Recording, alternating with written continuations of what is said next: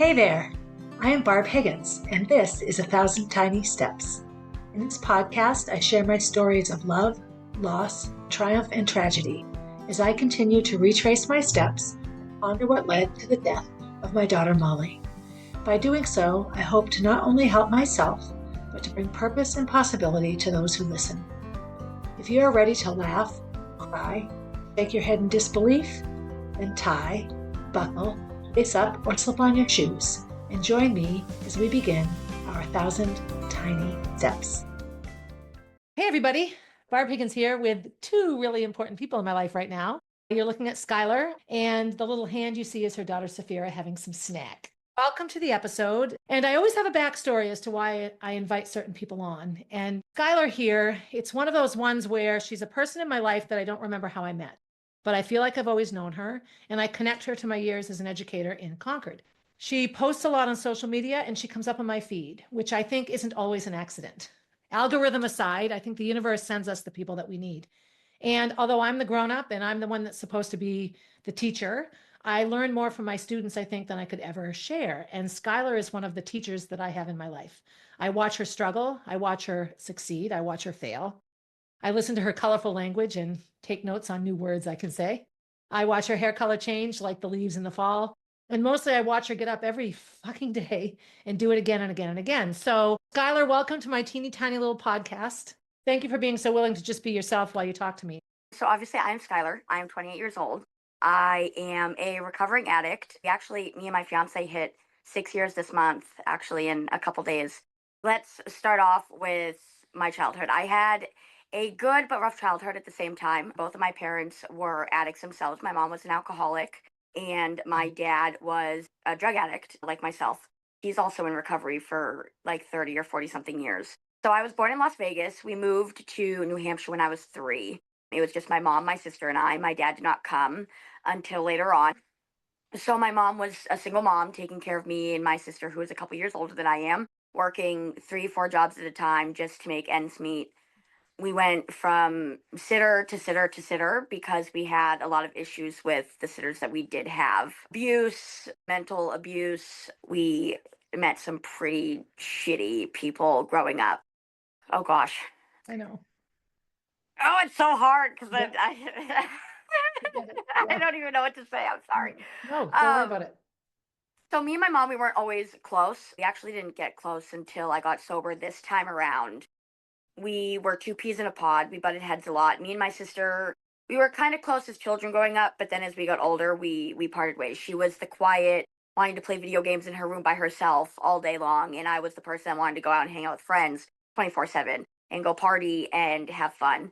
I feel like my mental struggles as well as the addiction stemmed from what I went through as a child. My mom wasn't always the greatest. When she drank, we butted heads really bad, sometimes to the point that she would get physical. Only with me, not really my sister, because again, she was the quiet one and I was the one that was just the easiest to go to. Yeah. Yeah.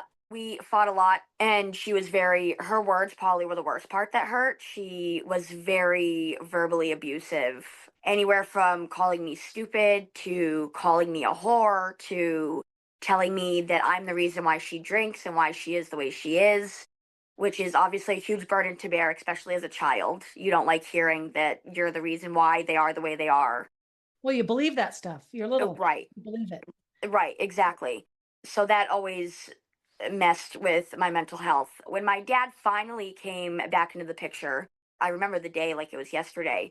We came home from, I think, grocery shopping or something. There was a strange man underneath. So we had a porch and we had like my kid's table on the porch, and there was a strange man laying underneath the table on my porch. And I like opened the door and I'm like, Mom, I'm like, why is there a strange man on our porch? And she goes, oh, that's just your dad.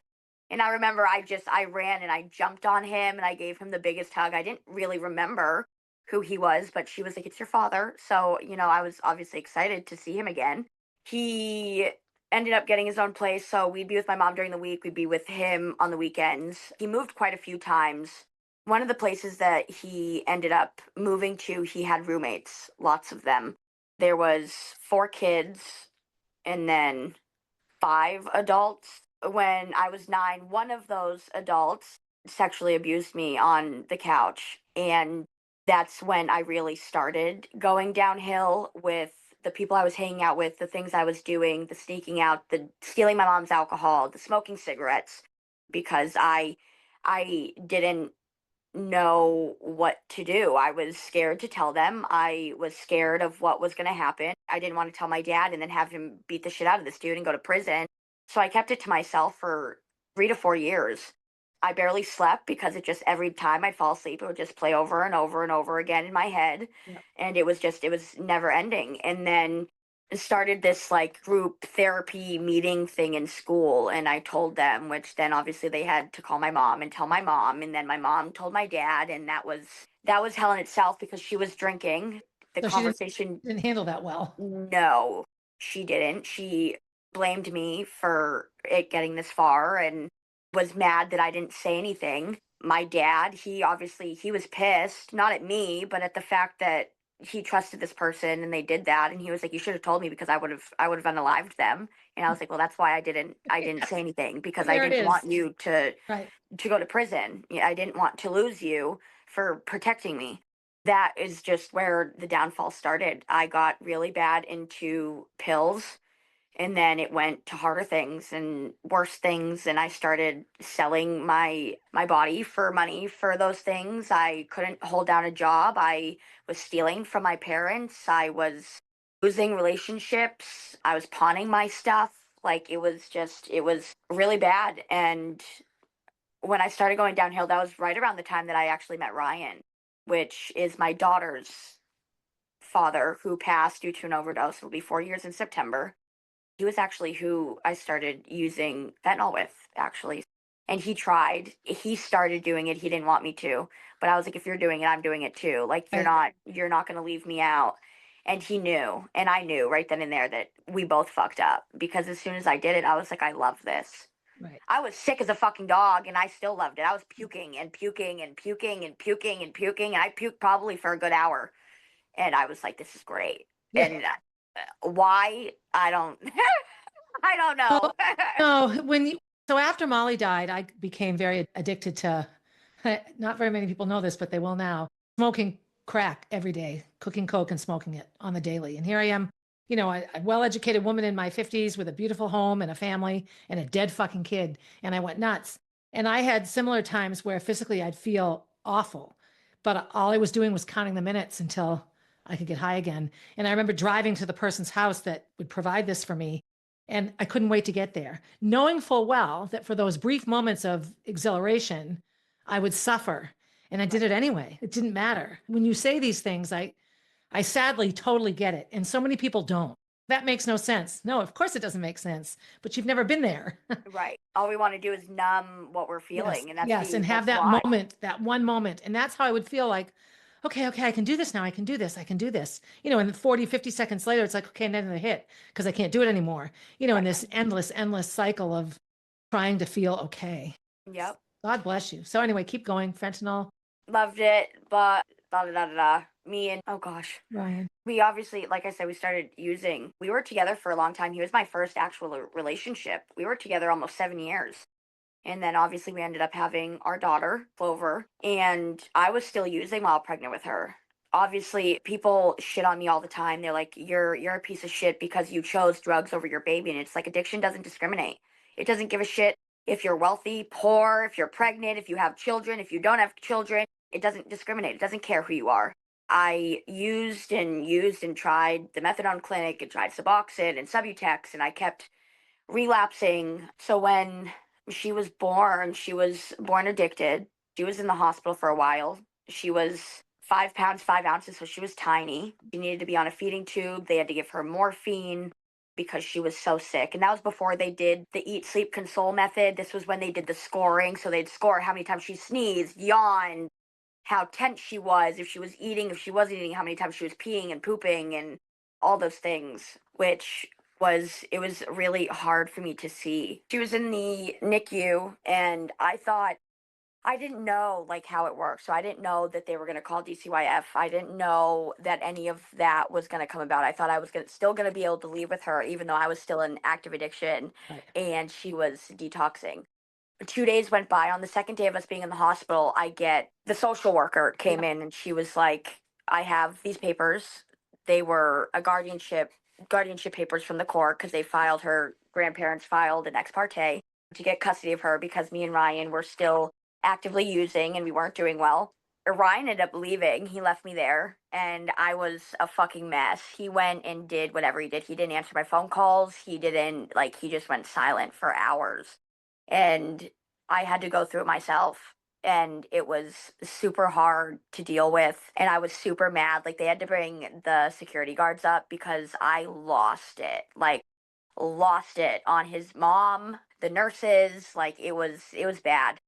I ended up putting in paperwork with the social worker to like get into rehab, get into the methadone clinic because they said that I could get her back. It wasn't permanent, it was a temporary guardianship. And then obviously I could go through the court process of trying to get visits and then whatever else. I actually went to Cynthia Day so you could have your kids with you there. It was for Cynthia Day, was for moms, pregnant women, and women with children. Yeah. So they had rooms for people that were pregnant, rooms with babies, and then bigger rooms that had multiple kids already. It started obviously off with she was still in the hospital, and I went a week or two later after all of this happened, and I was there for almost a year.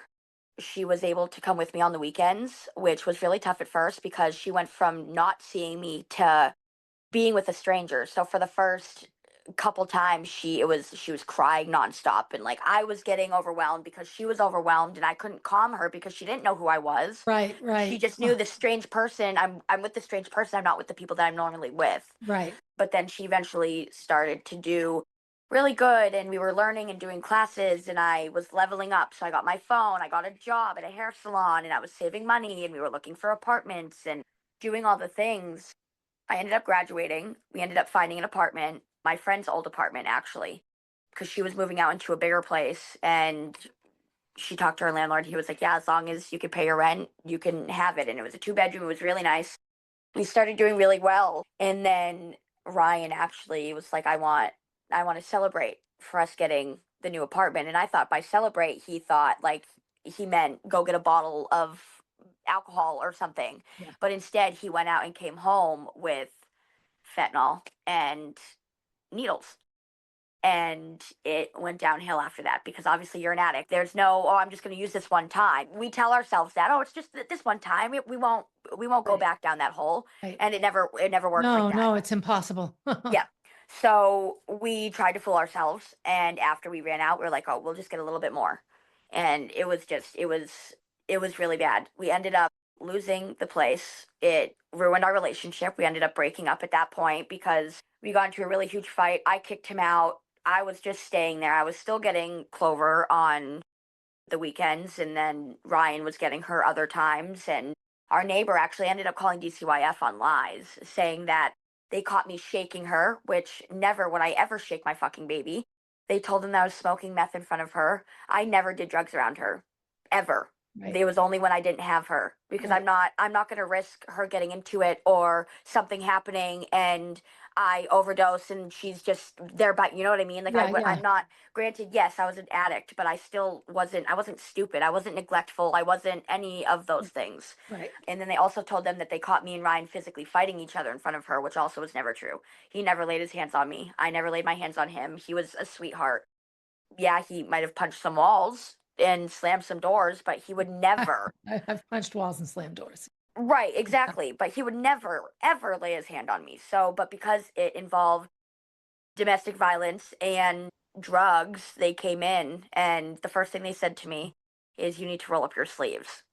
And I knew. I knew right then and there that they were going to take her, and Yeah. they did. They showed up with a cop, and I thought it was normal for them to show up with a cop, when in reality, I should have known that the only reason they show up with a cop is if I lose my shit because they tried to take my kid. You know what I Right. mean? Yes. And that put me down an even bigger spiral because Ryan played it off like he wasn't using. He threw me under the bus and said, I had no idea.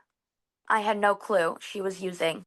When in reality, he was using with me. But because my arms were all fucked up, they could tell he had one spot on his arm that he could use, and it looked healed, so they believed him, Right. which made me resent him a lot Right. because it's like you had a part to play in this. You, granted, yes, I could have said no to using, but you were the one that brought it back. And the fact that you were just like, oh, I had no clue. I haven't used it all. So he got to continue to see her and I didn't. I lost being able to see her, which Ugh. was really hard. I blamed him. I blamed his mom because it's like how can you not tell that he's using? You know what I mean? But I mean, I guess I think we see what we want to see. So right. you're in survival mode now. You're addicted again. So as good as it feels, you feel like shit every time it goes away because you're using it again. I'm never going to do that again until the next time you do it again. I'm sort of replaying what goes through my head, but I think it's pretty standard. I do it now with alcohol when I go on benders like this time of year, Molly's birthday and everything else. I drink all the time. I wake up and I hate myself until 5 o'clock. Then I don't hate myself anymore.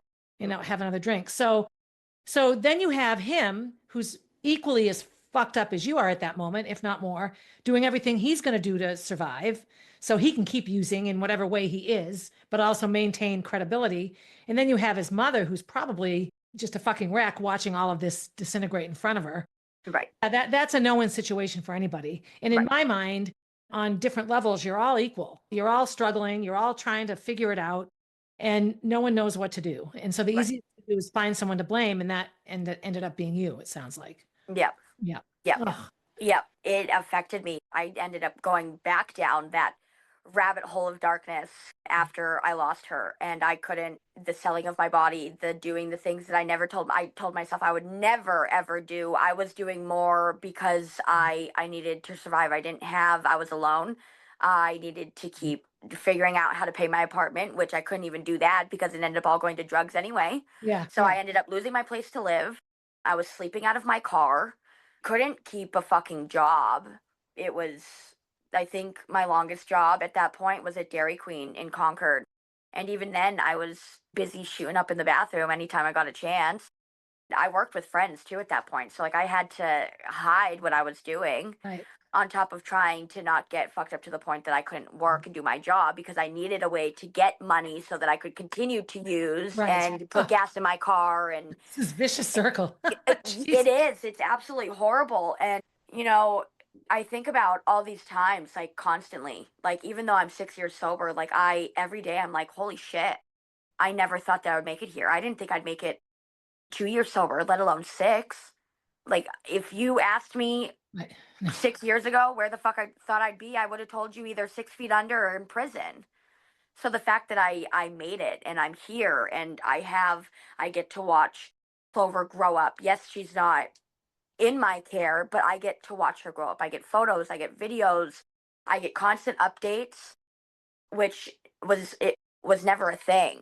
When I had visits, I'd go and then I wouldn't go. I'd go and then I wouldn't go either because I couldn't pay for it, or I didn't have the gas money to go there, or I was having car issues. So it just came to the point after Ryan died. They took it all from me. They took my visits, they took any way of communication, they took all of it because she was obviously dealing with the death of Ryan and then she was trying to deal with me coming and going, Right. Right. which And is looking at going Clover as this last little extension of her child, right. like where this is all she has left. That's just an unwinnable, untenable situation for both of you. Hmm. You're both acting as mothers, Right. and right now she's trying to mother a grandchild that's represents to her, I imagine, all that she's lost, Right. as do you represent all that she's lost in a very different way. And then you're probably feeling the same way, like she's a light for you or a help, could be a helper, Ryan's mother. At the same time, she's the biggest barrier to you getting to be a mother. Right. So that must have, these experiences are what got me sometimes because it's cart before the horse, before the cart, before the horse. Like what causes what? They all cause all of it. But here you are. So was Ryan's death hard for you? How was that for you? I found out someone sent me a screenshot of it posted on Facebook. That's how I found out. And I was like, what? I was like, please tell me you're joking. Like, please tell me this is a fucking joke. And she said, no. She said his father posted it. And I said, you've got to be kidding me. So I'm blowing up his mom's phone. And I'm like, please tell me it's not true. And she goes, no, he's gone. He died. And I asked her how, and she told me. I lost it. That was the first time Jeremy has ever cried in front of me. I was screaming, like bawling, Oh yeah. screaming, like on the top of my Yeah. lungs. I was a mess. Like he was my first love and the father of my daughter. And for me to find out through a fucking Facebook post. Yeah. That's And then terrible. I asked her because I was like, "Are you having a funeral?" She said yes, but it's family only. Yes, me and her get along now, but that right there probably will be the one thing that I will always resent her for, Mhm. because regardless of how me and you felt about each other at that point, I am fucking family because my daughter is your granddaughter. Mhm. Yeah. That makes me family. Yes. That was the And angry blaming. I have to hate somebody. So today it's you, Skyler. I'm going to right. hate you. Yeah. The last conversation me and Ryan had before he passed was a fight. I said some really fucked up things to him because his girlfriend at the time kept blaming me for shit that was happening. So his Facebook got hacked and people were sending messages acting like him asking for money. And his girlfriend told him it was probably me. So he fucking called me flipping the fuck out, saying all this stuff to me. And I told him, I was like, dude, I don't have a problem asking people for help or for money. Why the fuck would I hack your shit to ask people for money? I'll do it on my own fucking account. Yeah. Yeah. Like, anybody, if anybody's gonna know that, you should fucking know that. Yeah. Because Yeah. during my addiction days, I had no problem being like, "Hey, do you have $20?" Granted, I tell them it wasn't for drugs; it was for food or drinks. When in reality, it was for Yeah. drugs. But I had no problem asking people for money Right. when I was in active addiction. So the No, fact that those are you common would, scams. I've fallen for a couple of those. You think right, needs help, or oh, you have tickets to a concert? I'll buy them. And right, then there's no tickets. Yeah, it sucks. right. I still deal with the guilt from the shit that I said to him Yeah. because those were my last words to him. And the not being able to go to his funeral and say goodbye really fucked me up. Yeah, bro, I bet. Because people are always like, "Well, you could still tell him, like he still hears you." Like, okay, I No, understand that, yeah, but it's that's not. not the same. No, no, no. That's not me seeing him and telling him face to face, even though yeah, he's not alive anymore. But that's not But you're that looking didn't at give me Ryan, right? right. That didn't give me closure. It doesn't give me closure. Right. And then I come to find out that she ended up getting some of his ashes, his girlfriend. She got him a little urn and with his name on it and stuff. And I had nothing at that point. She refused to give me his ashes. I do have them now after everything happened and we Yeah, got close. yeah, She did give me some. So I do have his ashes now, which does make it a little bit easier because I know I have him with me. But for a long time, I resented the fuck out of his mom. I hated her for a very long time because yeah, it's like I understand you being a mother, you wanting it not to be this crazy big thing, but I was his first love and the mother of his child. Like I deserved to be there. right, I deserved to be a part of that and to say my goodbyes, just like any of you. And you guys can feel however you feel about me. right. That Uh, has to be put aside though. It doesn't right, change the reality. I took a grief class. There's this guy, David Kessler. When he was 12, his dad died. And then when he grew up, he lost a son. So he's experienced it both ways. He was a child that lost a parent, and he's a parent that lost a child. And so he did all these grief classes, and he did a whole class on anger, and I took it. Because in my own grief experience, losing Molly, the one emotion that I got criticized for and judged for was anger. When they came in, still at Concord Hospital, and they're like, "You're too late. She's not going to wake up." And this was like hours after she lost consciousness. I was enraged. Like I heard this screaming noise, and then I realized it was me, and I went nuts. And they were furious with me. You're acting out of hand. Someone they wanted to give me a shot to calm me down. Like, and that was like the first of many times where when I got angry, I was told to calm down. They're there now, settle down. That's right, inappropriate. I'm sorry. My kid's fucking dead. This is not inappropriate. Like I'm angry. right, And in situations like yours where, well, and mine too, I was in a huge fight with Molly. Kenny and I were separating. I went on vacation with another man. Molly didn't want me to go. Gracie didn't want me to go. We had a big fight. I went anyway. We had resolved it some, we have a rule in my house, like you don't ever leave angry. If something happened, you wouldn't want.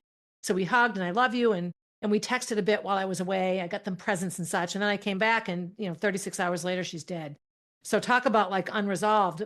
But in listening to you share your story, it's just so familiar to me the anger and the desire to make it right and the desire to put the anger somewhere. Like, who can I fucking hate?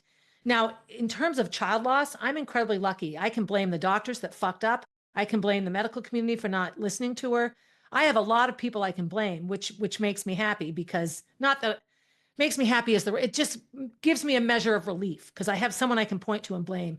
I look at parents whose children die from overdoses, whose children die by suicide, whose children run away and then die, whatever. And they have no one to, they feel like they have no one to blame but themselves. Like, where do you look? Like, who do you blame? Okay, we can all point our fingers, but ultimately, and it, even as her mother, it comes back to me. I want to acknowledge so much how hard that had to have been, because all everyone wants is Ryan to come back. All everyone wants is for everything to be okay, and nothing is okay.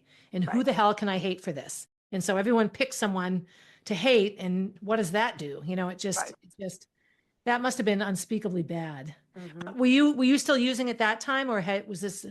No, I was sober at that point. So I was, I think, a little over a year sober at that point. Okay, so Um, backpedal for me now, because the Ryan story sort of overlaps the Jeremy story. So you lose your apartment, they come and take Clover, you get cut off from Ryan's family. What happens to you from there that brings you to Jeremy? so obviously I was in active use. So I was jumping from people's houses to people's houses if I wasn't sleeping in my car, always trying to find somewhere to hang out at until I had to leave or if I could crash there. This girl that I thought was my friend, I ended up showing up at her house and Jeremy was renting her upstairs from her. He was selling drugs at that point. So I wanted some because I had money and I wanted to get high. So she calls him down. He came downstairs and said, "He's fucking hot." Little did you know. So I ended up getting some off of him and we were chilling and hanging out and we got high together and we got really close. I ended up leaving to go to rehab for a month and he told me that when I got back to reach out to him, he was like, "I won't sell to you." He was like, "Cuz obviously at that point like you went, you by your choice you went." Yeah. So I ended up coming back. I never reached out to him for maybe a month, little longer than that. And then ended up reaching back out because I fell back into addiction Yeah. and we got really close. And then we ended up dating and we were living in my car. We were together maybe 6 months at that point.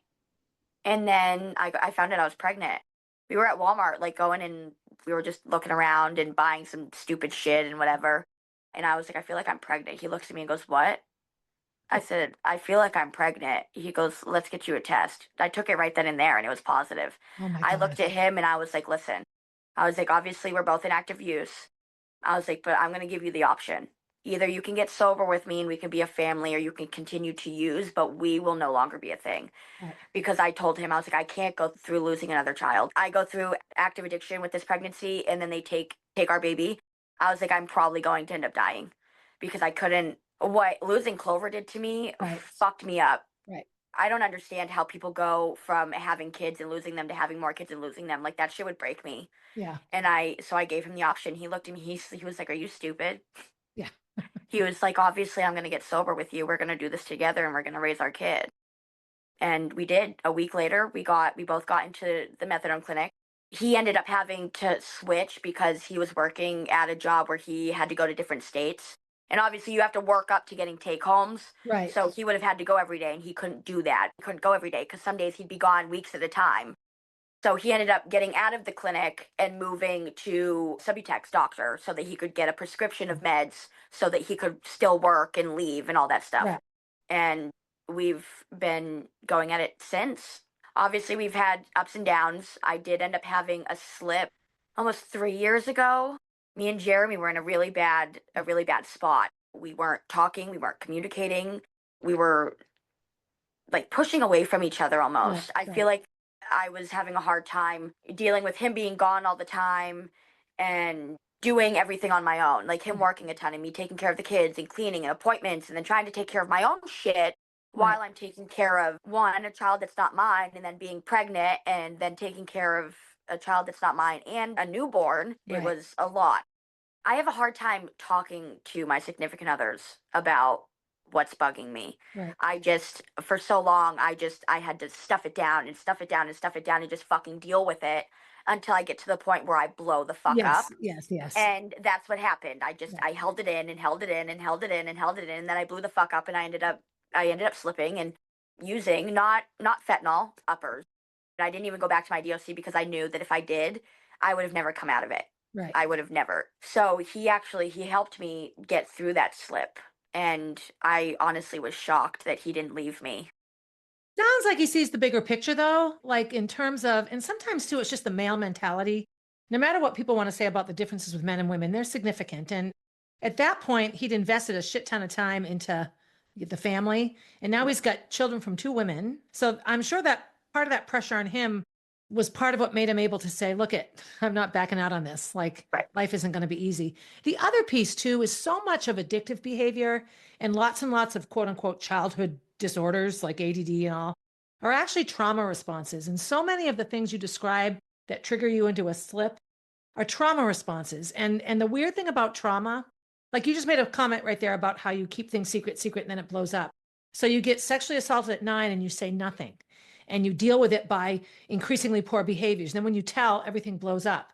So that is imprinted in your brain. So what do you do in your own life? Things suck, but I can't say anything. If I say anything, it's going to be terrible. I'm going to keep it. And then you can't be quiet anymore. Out it comes.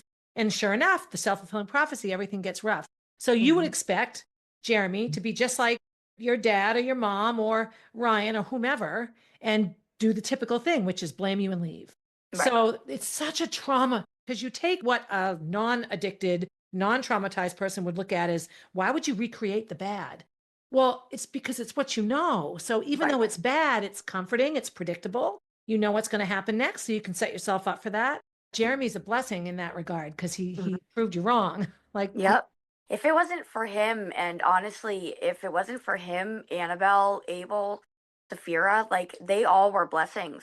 Part of me feels like obviously nobody can replace Clover, but I feel like Annabelle coming into my life was a little bit of the healing that I needed from losing Clover. Yes. Because now I had a little girl that is going through a hard time, going through trauma because she got taken from her mom because her mom overdosed in front of her. And now this woman she doesn't know is raising her. And we had a hard time. When we got her, she wasn't walking, she wasn't crawling, she wasn't talking, she wasn't eating regular food. Like she really was drinking rotten milk with rotten strawberries out of a fucking baby bottle when we got her. We found paraphernalia in her diaper bag, like meth pipes and all this shit, like where she could easily grab them. I need to make something clear. When I said earlier that I was taking care of a child that wasn't mine and it affected me, don't take that, anybody take that as me saying that I regret any part of me taking care of her. I love Annabelle like she's my own. Yes. And I will continue to love her like she's my own. I feel like was a big part of what saved me along with her father. She struggled. You could tell that she wasn't okay. Right. But within a couple weeks she was crawling. Within a month she was walking and eating regular food, talking. She progressed really fast. And she lit up our world. And I was pregnant at that time when we got her too with Abel. Yeah. So I went from having no kids to having two in a short period of time, which was a learning experience in its own. Yeah. Yeah. Because I didn't raise Clover. I didn't have her enough to know how to deal with that. So it was a lot, but I'm a huge believer that everything happens for a reason. Yeah. And I will always believe that. And I feel like I met Jeremy for a reason, and he brought us Annabelle for a reason. They both have been my saviors. Jeremy he was the one that got me out of selling my body for money. He was like, you don't need to do that anymore. He was like, I'm here. Because he used to drop me off. Before we got together, he used to bring me to these places so that I could buy stuff off of him. After the second or third time, he was like, we're not doing this anymore. Yeah. He was like, you don't need to do that. He was like, I can see what it does to you when you come out. He was like, you are a completely different person. He was like, I you have can to see shut that you off. feel Yeah. right. I have to stuff my feelings and how I feel about myself down for me to do what I needed to do. So when I would come out, all of it would just come back up and I'd feel disgusting and like this horrible human being. And I couldn't believe that I was doing this to myself after I told myself I would never get to that point. he saved me from a lot of the things that I was doing that I didn't want to do to begin with. Right. Right. And he never judged me for it like other people did. I say that stuff and people look at me and they're like, "You're fucking disgusting. Yeah. Like, how Well, could you do that?" And it's like, get an active addiction, then tell me. yeah. Right. Get to that point, Yeah. and then tell me. Spend 10 minutes in my shoes when I'm in Right, that place. And then you tell me. right, Right. Right. exactly. Yeah. I was doing an interview today for a British magazine because I'm an old lady with a baby and they're talking about breastfeeding. And she's like, how do you feel when people criticize you for breastfeeding? And I'm like, you know what? That's their problem. They're the ones with the issue and I Right, trigger their issue. So when somebody looks at you and judges you for that, there's something inside of that person that they're angry at, not you. I try so hard to let that stuff go. I've seen you a couple of times in your lives. I remember a couple of years ago, you're out on a porch and you're just so fucking pissed and you were just ranting about how mad you were. And I was like, oh my God, because I could totally relate. Like I just right. could relate to it. And then I saw some comments on your page that were like horrifying. And I'm just like, why do people think it's okay to just say this stuff? Like it's mind boggling sometimes, and I'm my biggest judge. I lie awake at night and think, oh my God, I can't believe I did that. I Well, tell I these did people it. all the time, everything you guys say to me, trust me, I've said fucking 20 things times worse than Yeah. what the fuck you're saying. Like, nothing you Yes. say is going to bug me because I Yeah. speak down to myself way worse than you guys ever will. Yeah. Like, the Exactly. comments I get talking about breastfeeding, I get comments daily talking about how the fuck are you breastfeeding your baby when you smoke and you're on methadone. Well, first off, maybe if you do your research, you would know that if you're on methadone while pregnant, it's better for you to breastfeed so that they Yes. don't fucking go into withdrawal. Like, Yes. it eases them out. It's not, it doesn't hurt them. The percentage that they get is so fucking Oh minuscule yeah, that it's it doesn't even minuscule. affect them. Yeah. Yeah. If So, I like, it's like, do take fucking 5 to 10 minutes and and do your research it. fucking research before Yeah. you come and talk shit to me about something you know nothing about. Correct. Because the people in charge of your healthcare, which are connected to the drug addicts world and helping addicts become good mothers, wouldn't have you do something that would hurt your kid. Right. Like, duh. Right. Breast milk is amazing. I'll tell you, when I was pregnant with Gracie and Molly, if I went out for drinks, I'd come home and pump the milk and dump it. What a waste of breast milk that was. The amount of alcohol that gets through breast milk is minuscule, minuscule. Well, shit on me for that too because I Yeah, don't pump and dump. Why am I going to do that? no, Why am I going to waste breast milk? yeah. You meet Jeremy, you pregnant with Abel, you have Abel, you have some tough times, you're still together. Yes. Yeah, We're doing really good. yeah. And Minus the obviously the normal life struggles of like well, no, finances no, and all that bullshit. But right. after we had that slip up and things were rough, we started communicating more, which Yeah, obviously I still have shit to work on. Like I have a big problem with asking for help when I'm home. So like if the dishes need to be done, I'm just gonna fucking do them rather than asking for help because I don't want to listen to you be like, "Ugh, I guess," or like whatever. Like I'm just gonna yeah, do it my fucking self. So he gets mad at me for that because he's like, if you need fucking help, ask. He was right. like, I'm not a mind reader. But it's like I'm also trying to work on I'm so particular about how I do things. Oh, Folding laundry, doing dishes, just let me do it. cleaning. I'm like, you know what, I'm just gonna fucking do it. Like don't even fucking bother because I'm gonna have to redo it anyway once you Yeah, do it because you didn't do it the way that I want you to do it. So I'm trying to work on that yeah, a little bit yeah, because like Annabelle's getting to the point where she wants to help too. yeah, And I'm like, no, because you don't do it my way. yeah. But I need to like let her do it so she can learn how to do it her own way and do it the Yes, right way, yes, which I'm struggling with because again, I'm very particular and I don't want her to wash the dishes then me have to rewash them because she didn't yes. wash them the way that I Yeah, washed. You know what I yeah, mean? yeah. Oh So God, yeah. I'm trying to get out of my own way, Yes, which I'm struggling with, yeah, but I'm slowly trying to work on it and I'm getting there. Baby yeah, steps, baby steps. yeah. So that's probably the only area that we're struggling with is me not asking for help and then me getting mad at him because he's sitting on the couch playing on his fucking phone. Right, right, right.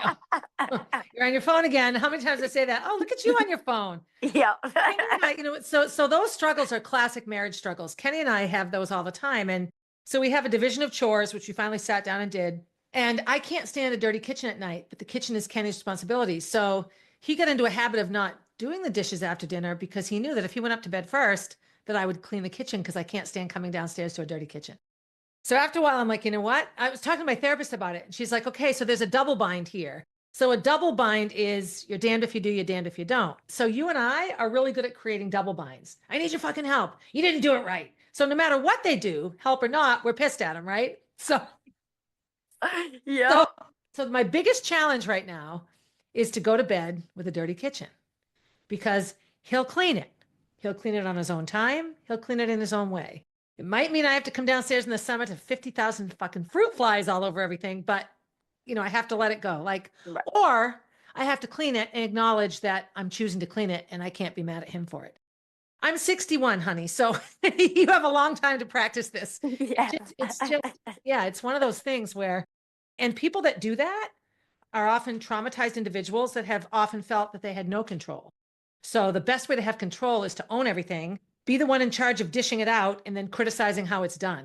And when I step back and look at myself like that, I'm like, oh, Barbara, you're terrible. But it is what it is. I do the best I can.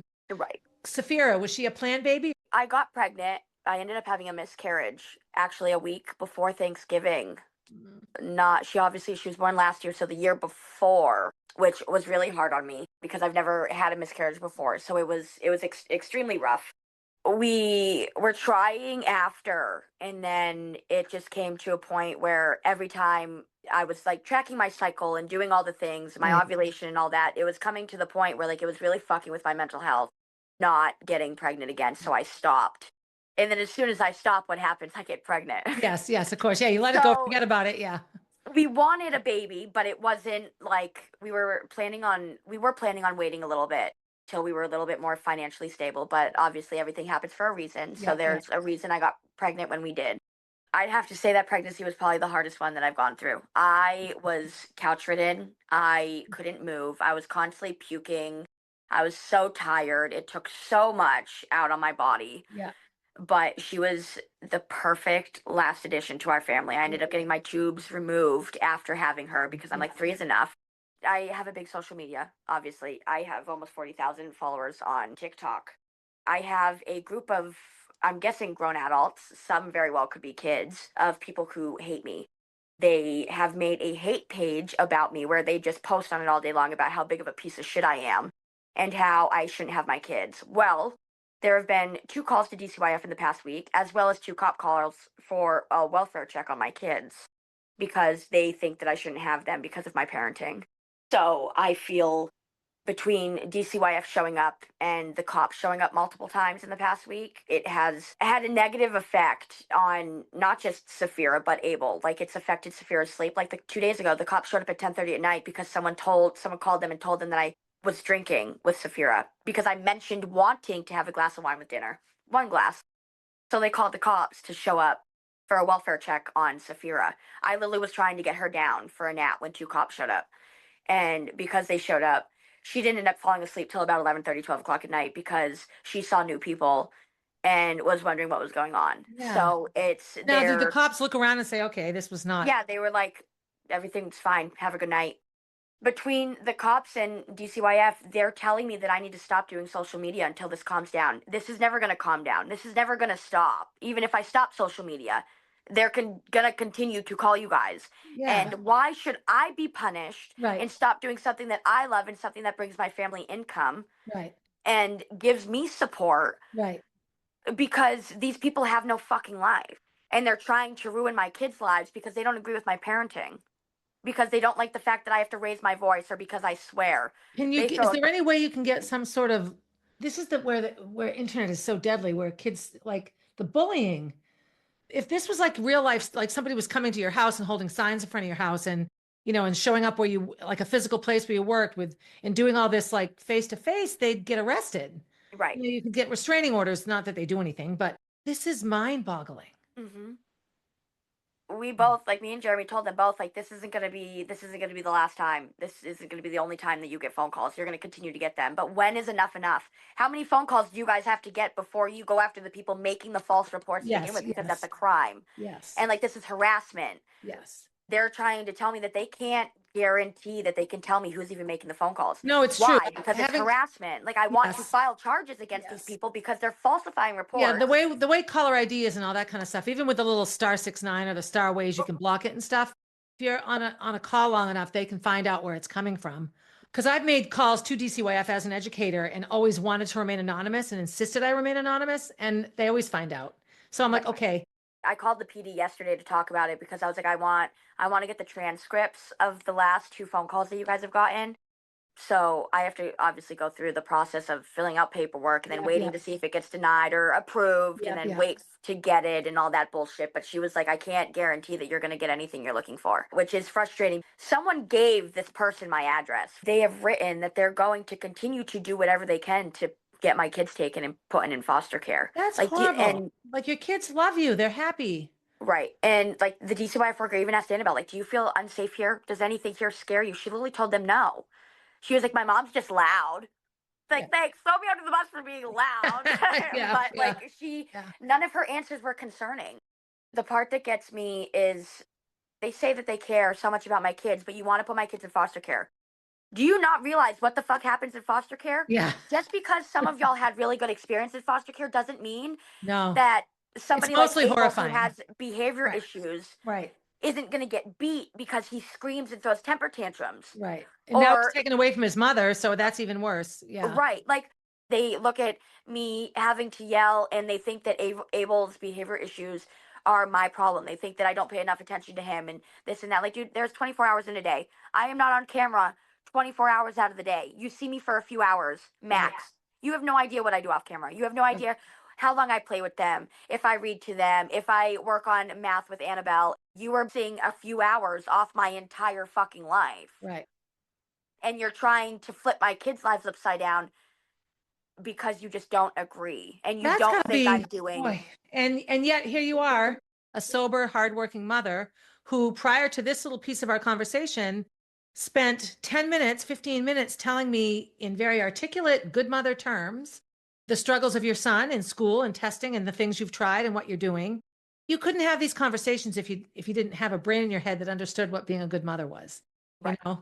Yeah, I'm so sorry. People suck. And, you know, I have people in my life like this as well. I was coaching cross country in Bow, and there was a very, very messed up student on the team who I didn't want on the team. I had reached out several times for help.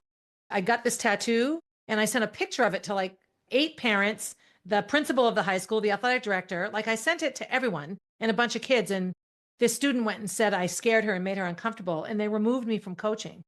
They did this huge investigation. All like 30 parents spoke on my behalf. They all wrote to the Department of Ed. And then somebody wrote this nasty letter about me. Like, they sent it to the school board, all the school board members in Concord. They sent it to the police. They sent it to the city council, just saying horrible things about me. Like, I read it and I'm just like, so I brought it to Bow High School and said, what's this? And they took it and they like acted like it was true. And I had to go before like these people at the State Department of Ed. And they basically looked at me and said, you know, there are just people in the world that people like to hate, and you're one of them. And all of this is crap, and we're so sorry you went through it. Then they put me in charge of a charter school. So seriously, but it was awful. And I'm just like, what did I ever do to these people? And I'm listening to this and I'm like, this is why the universe put us together.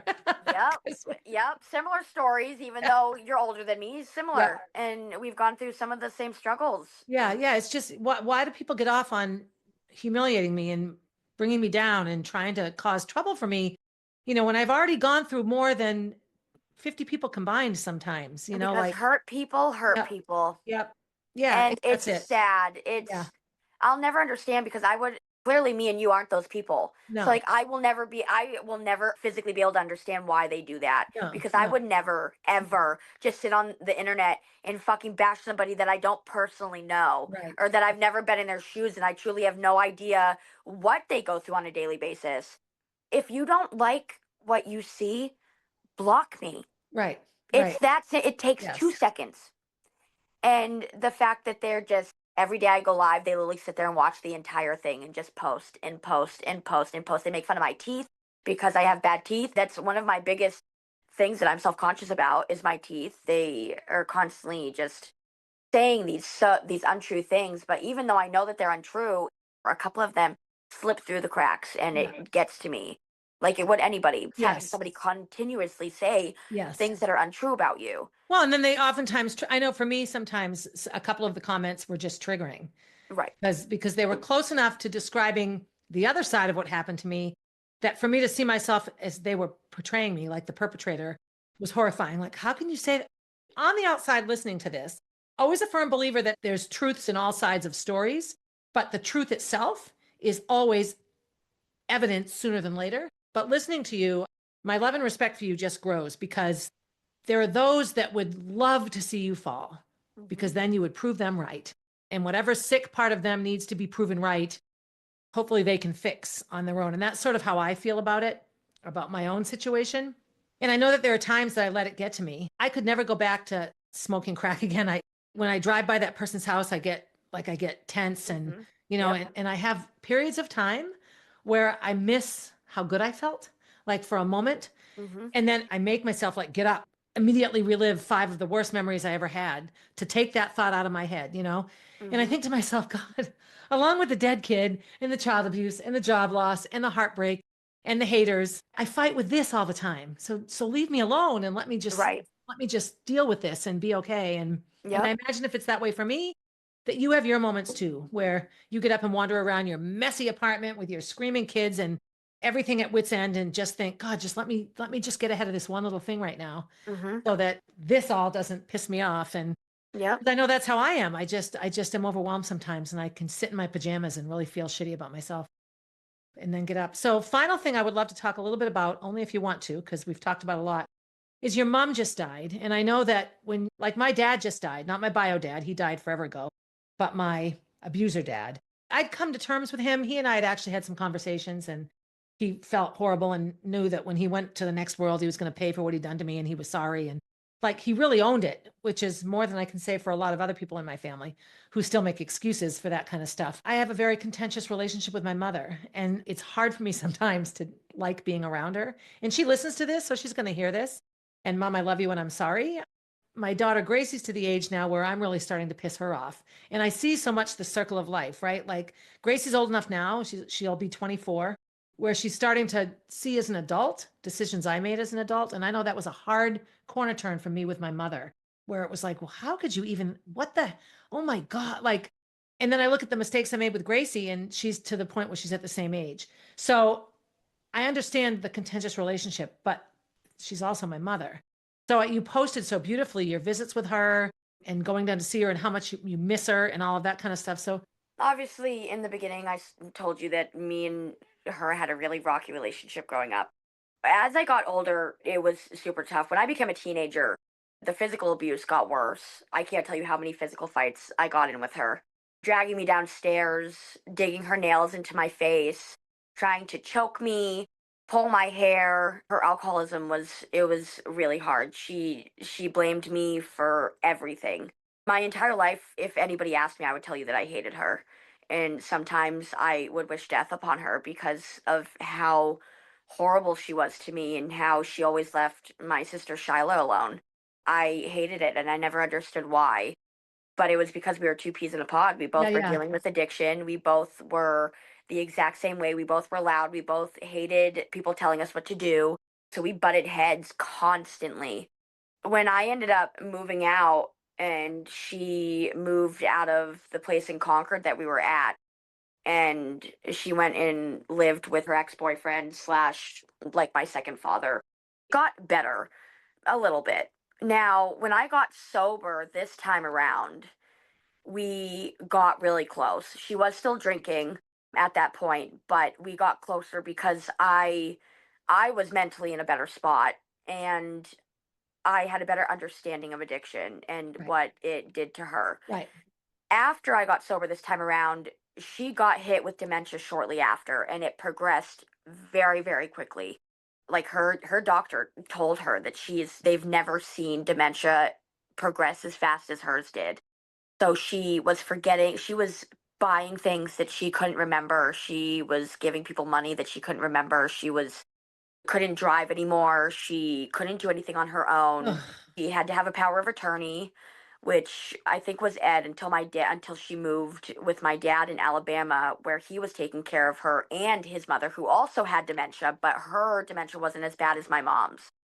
It got to the point where like she was peeing herself and yeah, puking oh, and like she couldn't get up and she got lost one time because she got out of the house and dad had to go searching for her because she had no clue where she was, had no idea how to get back. My dad would call me and tell me times where she thought that she'd be like, where are the girls? They were just in the backyard playing, thinking that we were 5, 6, but 7, yeah, 8 yeah, years yeah, old right, again. right, And they're grown up. yeah, They're in a different state. And she's like, no, I swear they were just in the backyard. So like Yeah. it was affecting her really bad, and it was affecting my dad. So he ended up putting her in a nursing home when it got to the point where he couldn't do it anymore. He has his own health issues. So taking care of his mom and then taking care of her and then Yeah. his Yeah. mom passing away, it was a lot for him. So he put her in a nursing home, and we used Jeremy's vacation every year to go down to see her, just because we knew that obviously as it was progressing and she Yeah. was getting worse, Yeah. Yeah. she was going to pass soon. So this last time that we went before she passed, a friend actually paid for the whole trip for all of us to go down, over $5,000. She sent me so that we all could fly down to go see her and say goodbyes. And because I had a lot of things I needed to tell her, I Yeah. needed to apologize for the things I put her through. I needed to tell her that I forgave her for the things that she did, so that Yes. she knew that when she died that I was okay, and that I didn't blame her for any of it anymore, and I didn't have that regret. So I wrote a letter to her, and I read it to her, and I cried and cried as I Oh, read it, and I said all the things that I needed to say to her. sorry. Just so sad. It is sad, because I never thought that I'd get to that point of forgiving her either. So I read it to her, and I held her hand as I read it, and you could see at points where you could see that she was listening, and that she could hear me and she understood. It was really hard, but I will forever be so grateful that my friend did that, because the guilt that even though I told her that I forgive her and that I'm sorry, I still live with everything that I did to her. I stole from her and treated her like shit and pawned her jewelry that people bought her. And, I've said some horrible things to her, and I needed her to know all the things that I said to her. I recorded it and I actually posted it on my TikTok. And the comments that people said about, you could see in her eyes that she was listening, and that you Yes. could Oh, see yeah. that she forgave you, and you could see at some point she would nod her head, and it made her passing easier for me. Yeah. Obviously it was still hard because she was my mom, Yeah. but it made it easier because she could go knowing that there's no guilt, there's no Right. shame, there's no regret, there's no hatred, there's no any of that. Right. And I leave in 2 days. We're going to spread her ashes on her brother and sister's graves, which will be the final goodbye, as Yeah. well as get some of her ashes. And then a friend is actually going to buy me a ring to get her ashes put into it, so that I can Nice. You always have have her. her with Yeah. me. Yeah. Yep. Oh, I'm nervous because I haven't seen my two older siblings in a long time, and me yeah. and my oldest one butted heads when I went down. She was mad at me for posting the photos that I posted of mom in the nursing home. Well, and again, that's everyone's reaction to the same situation Right. is different. I thought they were beautiful. They were really hard to look at, but the important things are hard to look at. Right. Like if we only post the pretty stuff, I have lots of pictures of dead Molly on my page. And if you don't want to look at my dead kid, then scroll on by. Right. But I'm not going Exactly. to not put her there because somebody somewhere is going to say, oh my God, like you helped me with this. And right. And so anyone that's had an experience like yours, two things came to mind when you shared reading your mom the letter. One was it's not a goodbye to Ryan, but you got to have that cathartic release of responsibility and forgiveness and love. And you got to say all those goodbyes and Right. have that experience, which I'm so glad you did because another unfinished experience would have been very difficult. Hmm. The other thing is I was listening to a podcast. It's about hospice experiences and people in their last moments. And there was a woman that wouldn't die. She'd gone without food and water for like 3 weeks. And they kept thinking today's the day and she wouldn't and wouldn't. And finally, out of nowhere, this woman shows up who had just found out she was there and said, she had a daughter and the son had been taking care of her. And the doctor's like, do you have a sister? Well, yeah, but she and my mother haven't talked for 25 years. And so they found the sister. The sister was willing, they put the phone to the woman's ear that had not eaten or, and the daughter talked to her. I mean, I cried and cried. I listened to it like 5 times, cried every time, basically saying, it's okay, mom, I've had a good life and this is how I feel about things. And then, so here's this dehydrated woman that hasn't had water for 3 weeks and tears are streaming down her face. This is on the pod. And they hung up and 2 minutes later, she died. So, people can criticize you for posting pictures and tell you it's all crap all they want. The part of your mother that needed to hear your words heard every single word. I guarantee it. And that's a connection now on a spiritual level or cosmic level or whatever the hell you want to call it that connects you and your mom. There'll be yucky parts and wonderful parts. It will be nice for you to actually have some Saphira time. Yes. Yeah. Yeah. It'll be good. It'll be ups and downs, but I'm excited and I'm ready to get the fuck out of this cold ass weather. Same here. I feel like I've learned a ton about you, and I feel like I knew it all along, if that makes sense. Just in general, is there anything that you would want people to know that could help them treat the Skylers of the world better? Honestly, the biggest thing that people need to know is that you have no idea what somebody's going through. You know, even if they share a lot about their life, they don't share every second. To really truly think about that before Yep. saying something to somebody, because one bad thing could flip me completely into a relapse, Right. or could make somebody who is suicidal, who has been working on being suicidal, and make them unalive themselves. Like, you Right. guys have no idea what somebody is feeling, what their mental stability is. Just truly think about the things that you go on in your life, and think about if you would like somebody to say the hurtful, mean things that they do to you, going through the things that you are, and think about that before you go and say something judgy or rude to the next person, Right. because you have no idea That's until right. you fully walk in their shoes. You don't know. That's right. And that's pretty classic advice. And for some reason, humanity can't seem to live by it. Right. We just put our little words out there all the time. So, Yep. Skylar, I just thank you so much for being willing to talk to me. First of all, thank you for listening to this. As always, all of our voices matter, and not a one of us is better than the next person. We all have our stories and our baggage and our perceptions and our experiences. And the only way we're going to get along is to just acknowledge that. Until next time, be good to yourself. Be good to yourself. Look in the mirror and say how beautiful you are and how much you love yourself and how much you matter, no matter what people say about you. Then be good to someone else. Drop someone a comment, especially someone you hate. Little teeny tiny comment. And as always, have a good day, everybody.